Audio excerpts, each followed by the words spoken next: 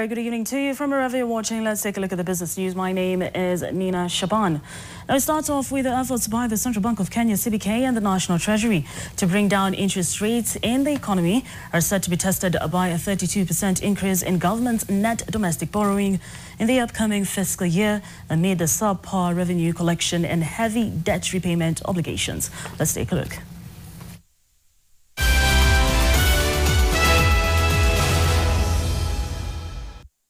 The draft 2025 budget policy statement published last week has retained the earlier disclosed domestic borrowing target of 545.8 billion shillings for the 2025-2026 fiscal year, which is an increase of 132.7 billion shillings from the current year's target of 413.1 billion shillings. The domestic market will thus shoulder the bulk of financing the 759.4 billion shillings budget deficit for the upcoming year, with external lenders expected to contribute net loans of 213.7 billion shillings.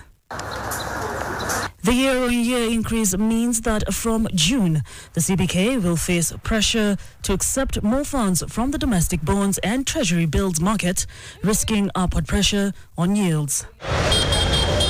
Analysts have also raised concerns about the continued underperformance of tax collection against the target in the current fiscal year, which risks an upward adjustment of borrowing targets via a supplementary budget.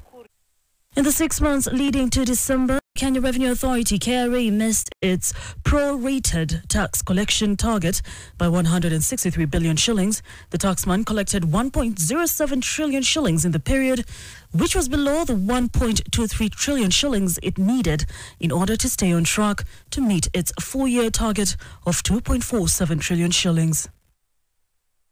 Additionally, the government is spending 1 trillion shillings in the current year in interest charges on public debt, both domestic and external, which will rise to 1.08 trillion shillings in the 2025-2026 fiscal year. Bringing down the interest rates has been identified as a key short-term target in order to help revive growth in lending to the private sector, which in the year to November contracted by 1.1%, the first such scenario since 2002.